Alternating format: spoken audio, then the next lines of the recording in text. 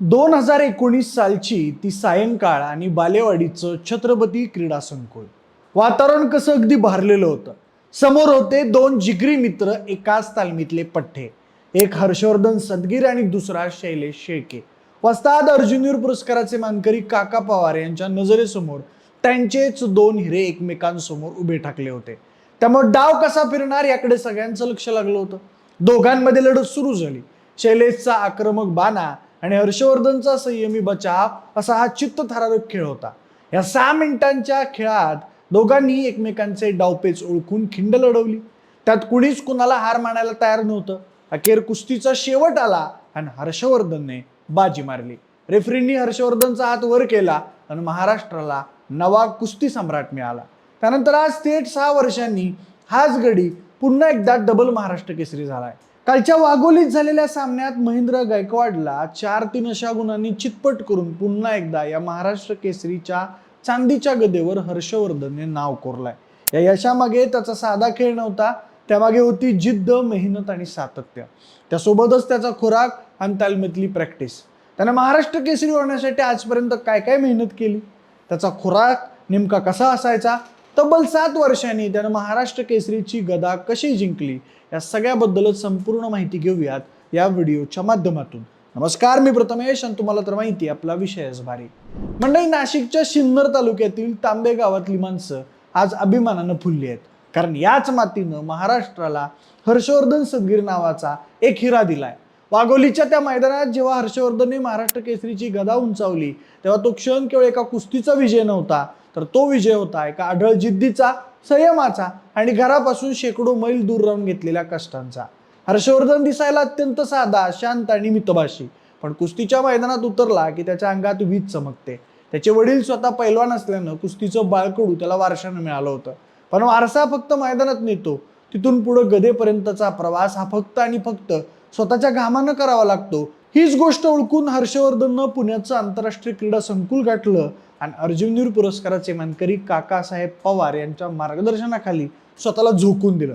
त्यानंतर त्यानं तालमीच्या शिस्तीत असे काही कष्ट केलं की त्याच्यासाठी दिवस आणि रात्र यातला फरकच मिटून गेला होता. हर्षवर्धनचा दिवस हा कोणालाही धडकी भरवेल इतका शिस्तबद्ध असायचा. जेव्हा संपूर्ण जग झोपेत असायचं, तेव्हा पहाटे 4:30 वाजता हर्षवर्धनच्या धावण्याचा आवाज शांततेला चिरत बाहेर पडायचा. कित्येक किलोमीटरचं धावणं, सपाट्या जोर बैठकांचा व्यायाम आणि त्यानंतर तासनतास मातीत घालवलेला वेळ हा त्याच्या रोजच्या आयुष्याचा एक भाग बनला होता. एका दिवसात किमान 500 ते 1000 जोर बैठका काढणं ही गोष्ट आपल्याला ऐकायला सोपी वाटते, पण त्यासाठी लागणारी ताकद आणि पायांमधील रग ही वर्षानुवर्षांच्या मेहनतीतून येते. कुस्तीत दम टेकवण्यासाठी तो तासनतास मॅटवर सराव करायचा आणि याच सातत्याचा फायदा त्याला या कुस्तीत दिसून आला. त्याची खास ओळख म्हणजे त्याची डिफेन्स असणारी खेळी. समोरचा किती आक्रमक असला तरी हर्षवर्धन शांत राहून त्याची चूक शोधायचा आणि मग विजेच्या वेगानं हल्ला करायचा. त्याचा आहारही एखाद्या रांगड्या गाड्यासारखा होता. दिवसाला 5-6 लिटर दूध, भरपूर बदाम, शुद्ध तूप आणि घरचा सकस आहार यावर त्यानं त्याचं शरीर लोखंडासारखं तयार केलं होतं. पण हर्षवर्धनची कुस्ती केवळ शरीराची नव्हती, ती डोक्याची होती. तो तासनतास स्वतःच्या आणि बाकीच्या पैलवानांच्या कुस्तीच्या व्हिडिओज पाहायचा, त्यातल्या चुका शोधायच्या आणि दुसऱ्या दिवशी तालमीच्या सरावात त्या सुधारण्यासाठी जीवाचं रान करायचा. काल जिंकलेला हा सामना हा हर्षवर्धनचा साधा प्रवास नव्हता. त्याची खरी सुरुवात झाली ती हर्षवर्धनच्या त्या निर्धारापासून, जो त्यानं गेल्या काही काळापासून मनात जपला होता. महाराष्ट्र केसरीची गदा एकदा मिळवणं हे अनेकांचं स्वप्न असतं, पण ती दुसऱ्यांदा खेचून आणणं म्हणजे अपार जिद्द आणि कष्टाचं मिलन असतं. म्हणजे वाघोलीत जेव्हा ही स्पर्धा सुरू झाली तेव्हापासूनच हर्षवर्धनच्या डोळ्यात एक वेगळी चमक होती. मॅट विभागातून खेळताना त्याने एक पायरी इतक्या शिस्तबद्ध पद्धतीने चढली की त्याचे विरोधक केवळ बघतच राहिले. महाराष्ट्र केसरी पृथ्वीराज पाटीलला आणि त्यानंतर लगेच जयदीप पाटीलला त्याने एक हाती हरवलं. त्याने केवळ शारीरिक बळाचा वापर केला नाही, तर समोरच्याची चाल ओळखून त्याला त्याच्याच डावात कसं अडकावायचं यात तो माहेर दिसला. हर्षवर्धनचा हा प्रवास सोपा नव्हता. उपांत्यपूर्व आणि उपांत्य फेरीत त्याला तगड्या मल्लांनी आव्हान दिलं होतं. पण हर्षवर्धनचा तो नाशिककर असल्याचा रुबाब आणि सराव इतका तगडा होता की त्यानं मॅटवर प्रतिस्पर्ध्याला चिटपट करताना सेकंदाचाही विलंब लावला नाही. प्रत्येक गुणासाठी त्याने केलेली झुंज ही खऱ्या अर्थाने एका कट्टर पैलवानाची होती. जेव्हा तो फायनलमध्ये पोहोचला तेव्हा त्याच्यासमोर उभं होतं एक मोठं आव्हान, सोलापूरचा तुफानी मल्ल महेंद्र गायकवाड. महेंद्र गायकवाड म्हणजे मंडळी कुस्ती क्षेत्रातलं एक असं वादळ ज्यानं अनेकांना आजवर धूळ चारली होती. महेंद्रची ताकद आणि त्याच्या अटॅकिंग खेळी पाहून अनेकांना वाटलं होतं की हर्षवर्धनसाठी ही लढत कठीण जाईल, पण फायनलचा तो सामना सुरू झाला आणि अख्खं मैदान शांत झालं. एका बाजूला महेंद्रची अफाट ताकद आणि दुसऱ्या बाजूला हर्षवर्धनचा अनुभव आणि चपळता. कुस्ती सुरू झाली तेव्हा सुरुवातीला दोघांनी एकमेकांचा अंदाज घेतला. महेंद्रनं आपल्या भारदस्त शरीराचा वापर करून हर्षवर्धनवर दबाव आणण्याचा प्रयत्न केला, पण हर्षवर्धन म्हणजे जुना जाणता पट्टा. त्यानं महेंद्रच्या प्रत्येक आक्रमणाला आपल्या डिफेन्सनं पण तितक्याच प्रभावी हालचालींनी रोखून धरलं. मॅटवरची कुस्ती ही मंडळी वेगाची असते आणि अशावेळी समोरच्या पैलवानाचं आक्रमण थोपवण्यासाठी सावध राहावं लागतं. तिथंच हर्षवर्धनने बाजी मारली. त्याने महेंद्रच्या एका चुकीच्या हालचालीचा असा काही फायदा उठवला आणि त्याचा ताबा मिळवला आणि महेंद्रला पुढे त्यानं सवारण्याची संधी दिली नाही. हर्षवर्धनने महेंद्रला मॅटर असं काही जखडून ठेवलं की तिथून सुटणं अशक्य होतं. त्यात गुणांची कमाई करत त्यानं आपला संयम ढळू दिला नाही. शेवटच्या काही मिनिटात जेव्हा महेंद्रनं पूर्ण शक्तीनिशी प्रतिहल्ला करण्याचा प्रयत्न केला तेव्हा हर्षवर्धनने आपल्या अनुभवाच्या जीवावर त्याला चकवलं आणि यशस्वी डिफेन्स केला.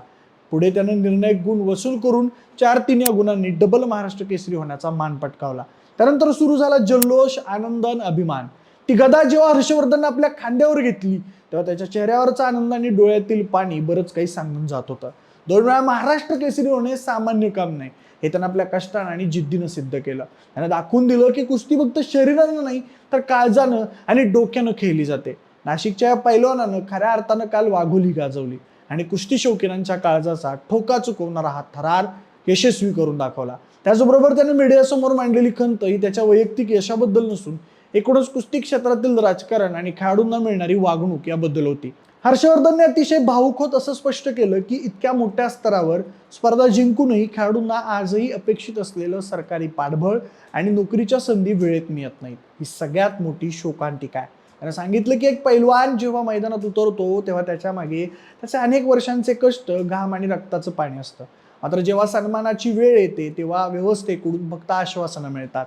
त्यानं विशेषतः उल्लेख केला की मागील वेळी जेव्हा त्यानं हा किताब जिंकला होता तेव्हा जे सन्मान आणि नोकरीचं आश्वासन दिलं गेलं होतं त्यातील अनेक गोष्टी कागदावरच आहेत. मी एकनाथ शिंदे आणि दादा भुसे यांना भेटलो. माझ्याकडे त्यांच्यासोबत फोटो देखील आहे. एका सामान्य कुटुंबातील आलेला पैलवान केवळ मातीच्या प्रेमापोटी आणि अस्मितेसाठी लढत असतो, पण जेव्हा त्याच्या भविष्याचा प्रश्न येतो तेव्हा त्याला अनेकदा सरकारी कार्यालयांचे उंबरठे झिजवावे लागतात. ही बाब त्याला मनातून टोचत असल्याचं त्यानं सांगितलं.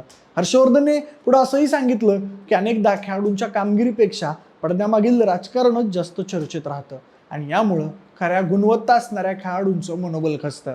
त्यानंतर तो म्हणाला की मी हिमतीनं डबल महाराष्ट्र केसरी होऊन दाखवलं आणि मोठं बक्षीस जिंकलं, पण आता मला नोकरीची गरज नाही.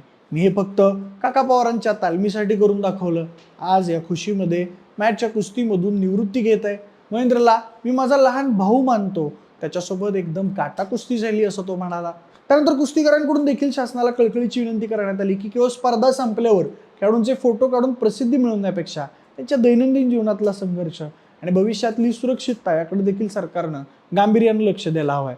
जर महाराष्ट्र केसरी झालेल्या खेळाडूंनाही नोकरीसाठी अशा पद्धतीनं संघर्ष करावा लागत असेल तर गावागावातून येणाऱ्या नवोदित मल्लांनी कोणाकडे पाहून प्रेरणा घ्यावी. कुस्ती हा महाराष्ट्राच्या मातीतला खेळ आहे. तो केवळ उत्सव म्हणून साजरा न करता त्यातील खेळाडूंच्या आयुष्याचा आधार बनावा अशी अपेक्षा कुस्तीगिरांनी व्यक्त केली. विजयाच्या जल्लोषातही हर्षवर्धनच्या चेहऱ्यावरची खंत स्पष्टपणे जाणवत होती आणि ती आजच्या क्रीडा क्षेत्रातील वास्तव समोर आणणारी ठरली.